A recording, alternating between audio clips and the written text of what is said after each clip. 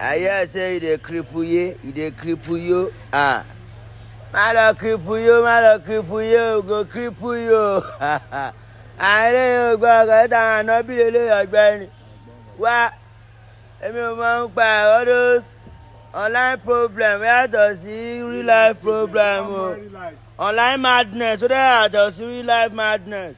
I go bend you, I go mend you, come.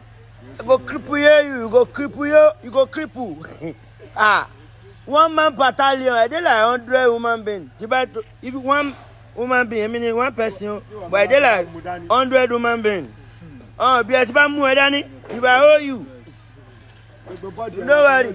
All the you get wey carry. You dey use Abuja threaten me. Me na go and ask of me in Marabanyanya who say ask of Lagos boy.